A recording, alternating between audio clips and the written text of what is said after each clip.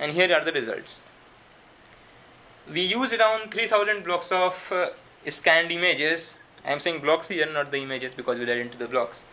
And scanned images and images from 3 cameras for the training purpose, and then we tested on 1000 scanned blocks and camera images. And this is what the results we got. We are seeing that we are having around 98% accuracy for the scanned class, going into the scanned class, while we have around 90% accuracy for non-scanned class going to non-scanned class. And that's pretty good. So this ends our discussion on image source classification, and now we will begin our discussion about printers. What kind of techniques we can use for printers, and a quick review of the results what we already got. Printers. First of all, I will describe the intrinsic techniques which can be used to identify printers. The main source of these intrinsic features are the imperfections in the printing process. Like one major portion of which is banding. This banding occurs when, say, we are printing a constant gray level patch through a printer. We are not going to get a constant gray level patch as the printed page. We will be observing some fluctuations in the intensity values, and these fluctuations can be some kind of sinusoidal variations. So what's the origin of these variations?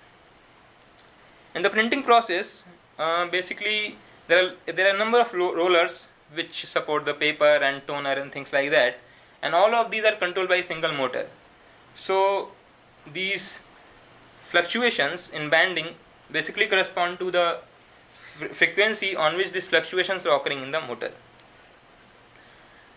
So like every printer is expected to have a certain characteristic frequency which can be used as its intrinsic signature.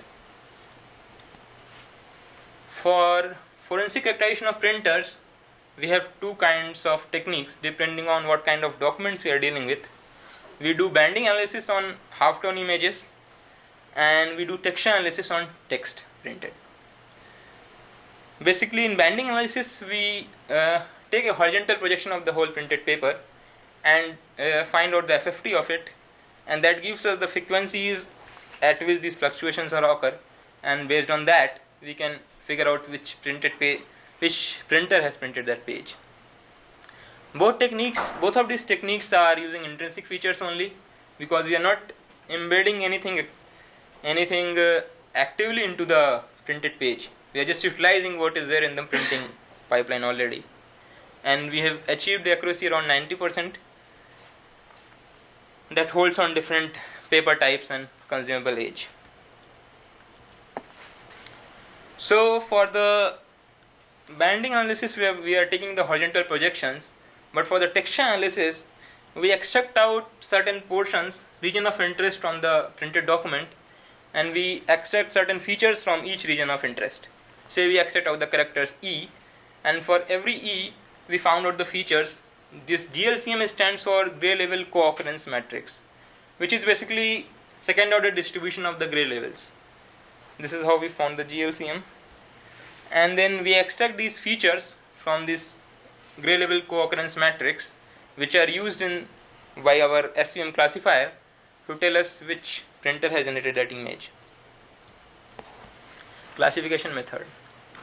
What we do, we extract out the characters E print on the printed page. E because E are the most frequently occurring characters, and then for each of these E we generate feature vectors independently, and we send each of these feature vector to our SVM classifier. So we have classification results for the number of E's present on the paper, and then we finally take a majority voting to finally tell us what is the printer which has printed that page. For SVM classifier training, we have used 5000 known features. We have printed 500 E's from each of the 10 printers, and then we have an independent test set to test the accuracy of our system. Printer characterization. This matrix here shows what kind of accuracy we are getting. We used 22 features, and we printed 300 E's on each of these from each of these printers.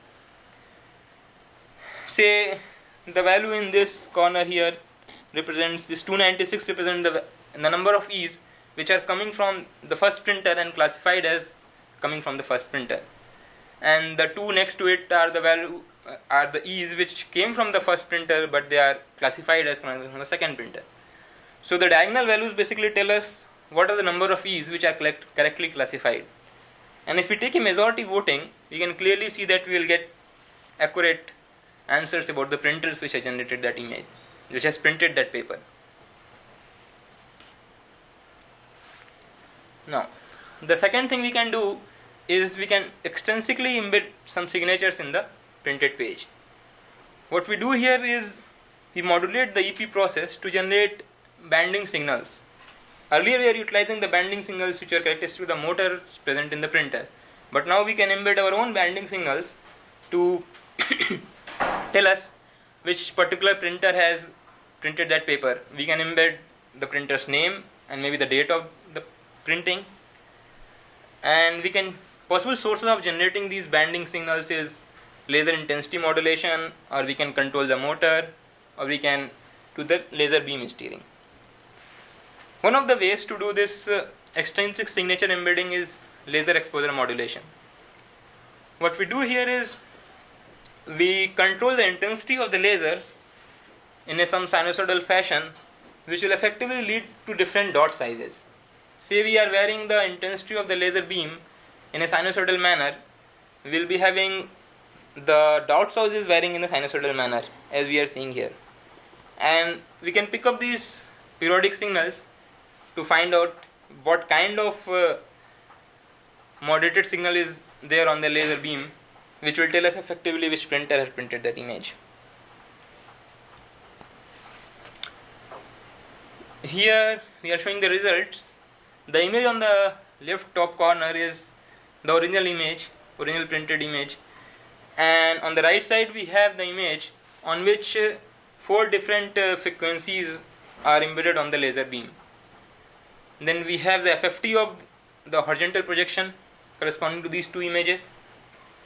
As we can clearly see that we are able to identify the 4 frequencies which we embed on this image. But from the visual point of view, there is no difference in these 2 images. But we have embedded 4 bits of information here. Now this was for about continuous half-tone images. But what about texture? We can't use similar FFT analysis for the text, printed text, because texts are saturated regions. So what we have to do here is we have to see at the edges. Say we look at this edge of this eye. The first eye printed here is without any modulated signal, so its edge is straight. But we see here these edges have a sinusoidal variation, they are not straight. And this sinusoidal variation is basically coming from the dot size modulation which we are doing by changing the intensity of the laser beam. So we can, here is one of the examples where how we can embed bits of information on a printed paper. Like in one line we can have a modulated signal corresponding to no modulation, and then we have different frequencies of modulation. So effectively we are embedding 1 bit of information in each of these lines, and finally we can embed in these bits the printer's unique identification code or the date on which this has been printed. So this is what we have described till now. We described source camera identification, how we can use the pattern noises of the camera, CCD or CMOS sensors, for classifying the cameras or identifying the particular camera from which the image has been coming, assuming that the image is coming from one of the cameras which is already in our database. Then we described that how this similar technique can be extended to scanners, where we have similar CCD or CMOS sensor as the main component.